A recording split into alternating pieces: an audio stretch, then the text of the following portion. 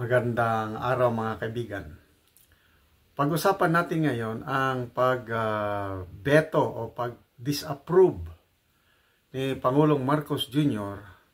sa PNP Reform Bill na pinaghirapan ng mga congressman at mga senador. Ang principal author sa Kamara ng batas na ito ay si Speaker Martin Romualdez.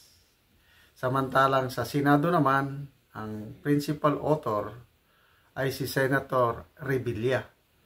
So ngayon, dahil bineto o dinisapprove ng Pangulo, medyo nasupalpal sila, na napahiya. Kasi parang ginastusan na ng taong bayan ito. Magkano ang gastos natin sa kahihiring nila, everything. Pagdating sa Malacanang, i-disapprove. Anong ibig sabihin yan? Kulang sila ng coordination. Baka hindi nag-uusap. Ano ba yan? Lugi na naman ang taong bayan itong pagbeto ng presidente sa bill na ito. So, ito, anong mga dahilan dito sa Manila Standard ipinaliwanag? Anong dahilan? Bakit dinisapprove ng Pangulo itong PNP Organizational Reform Act?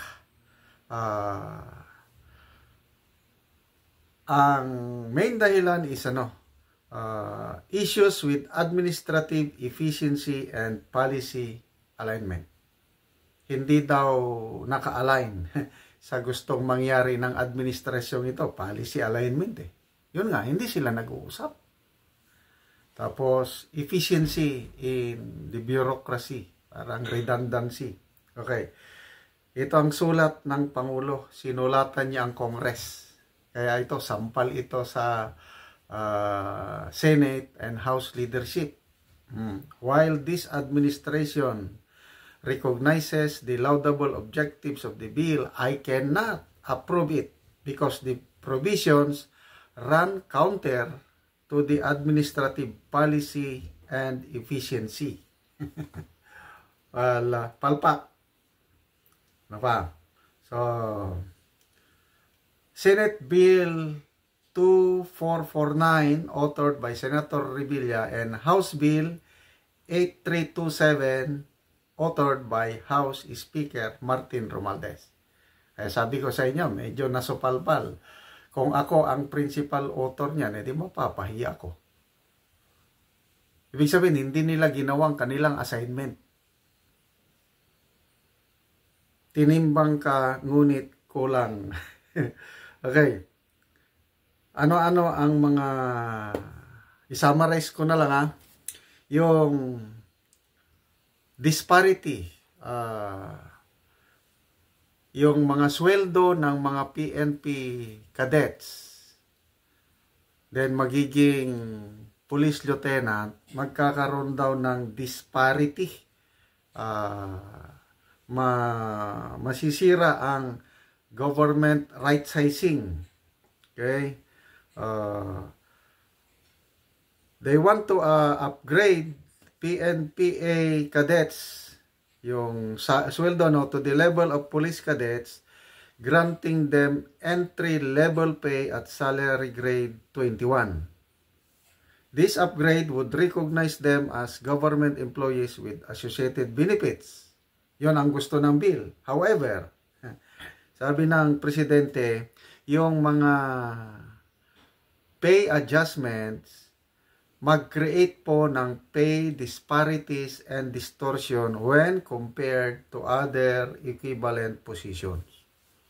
Parang mas mataas na sa PNP.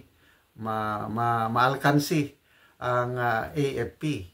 Yun ang sinasabi ng presidente. Ito yung sa sulat. The grant of salary grade 21 to PNP cadets will distort the pay schedule of military and uniformed personnel and is higher than what cadets would receive after becoming police lieutenants. talagang i-disapprove ko kung ganyan. So, masyadong binuhusan ng benepisyo ang mga police cadets. Okay. So, yan. Ang unang rason is dahil sa sobrang laki na benepisyo ibibigay sa mga PNP cadets. Next. Pangalawang objection ng Pangulo, yung creating redundant and overlapping offices. Okay? The reorganization, sabi ng Presidente, established under the bill does not consider the functional relationship of the different offices and fails to clarify reporting lines. So, ganito. Gusto ng bill magkaroon ng separate liaison offices. Okay?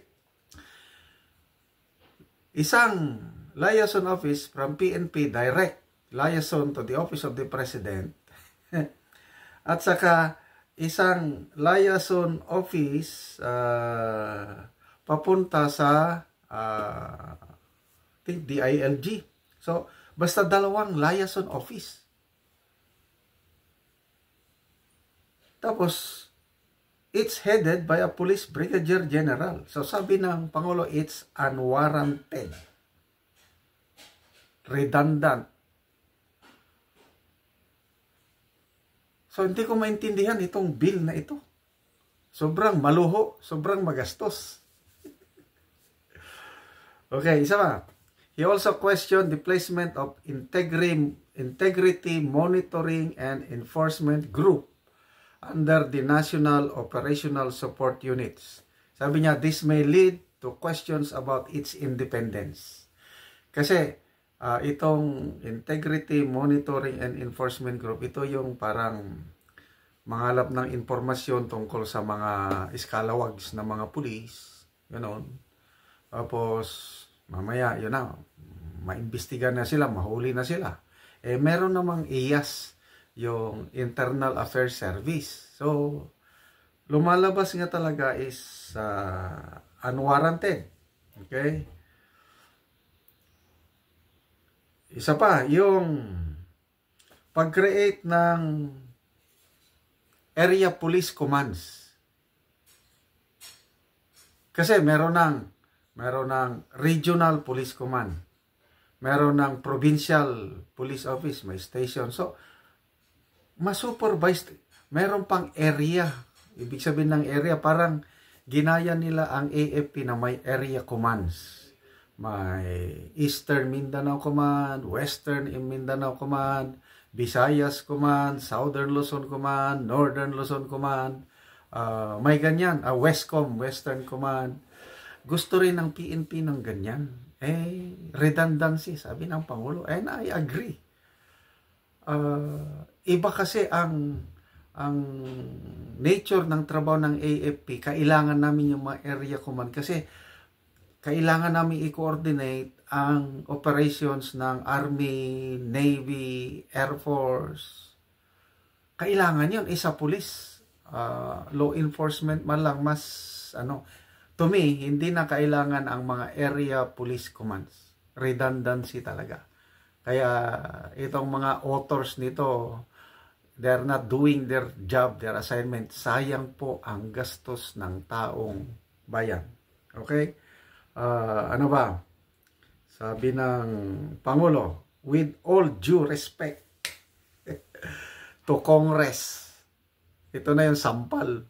With all due respect to Congress, mga senador, mga congressman, this bill should not be missed opportunity to implement genuine transformative reforms that will allow the PNP to be more effective and efficient in the performance of its mandate to maintain peace and order, protect lives, and ensure public safety. Okay, si Senator Bato, dahil dating PNP chief, hindi naman siya ang principal author sa Senado. Kaya lang, siya po ang nagtrabaho nito. Siya ang talagang nag-facilitate. So ngayon, low moral si Bato. In-interview siya ni Ted Pailon. I-fine tune, i-correct nyo ba yung sinasabi ng Malacanang? Nag-coordinate ba kayo sa Presidential Liaison Office, PLLO? Bakit nagkaganito? Kine-question ni Ted Filon, sayang ang gastos. Sabi ni Bato, ayoko na. yung bill na yan, sila ang may gusto. Malacanang may gusto niyan. Palaging nagpa-follow up sa akin yung Presidential Liaison Officer. Yung lahat ng gusto nila, pinasok namin. Tapos ngayon, aayawan nila. Ayoko na, hindi na namin i-fine-tune yan. Bahala na, wala nang PNP reform bill. Wala na. Ano bang mangyari dito sa PNP? Sa amin, sa AFP, ayos na kami. Yung latest na batas, yung naayos na yung mga problema namin. Nung una lang, may konting problema. May bill na pinasa panahon ni PRRD. Kailang may konting reaksyon. Ngayon, na-fine-tune na. Ayos na po ang inyong Armed Forces of the Philippines. Makakaasa kayo, we will serve and protect the nation, yung AFP. Pagdating sa PNP, ito, palpak. Bakit na palpak? That speaks of leadership. Kung magaling pa ang leader, maiwasan ito sana na sayang ang gastos. Lumalabas ito, hindi nag-uusap ang presidente at kung anong gusto. Di ba? Sinertify yan na urgent Kaya inuna. Ito namang mga author, Speaker Martin Romualdez, siguro pinabaya lang sa mga staff. Author lang na perma. Senator Revilla, ganun din. Author lang perma, pinabaya sa staff. Hindi nila nalaman yung gusto ng presidente or I don't know. Dapat sana ito magkaroon ng PNP reform bill na talagang mag-ano sa PNP para ma-professionalize yung talagang we serve and protect talaga. Maiwasan. Kailang itong rason ng presidente ay agree dito. Yung distortion sa pay. Maiinggit naman ang mga other uniform personnel kung mas mataas ang sweldo ng mga PNP cadets. According to this paliwanag. Tapos yung redundancy ng mga different liaison offices, area police command, padubli-dubli lang, nag-recreate lang sila ng bagong posisyon para maraming mag-general, gastos ng taong bayan yun. So ano ba? Nakaka-dismaya po yung mga ganito na hindi sila nag-uusap. Napapahiya ang mga senador at kongresista, dinidisapprove ng presidente ang pinaghirapan nilang So wake up po mga congressman and senador.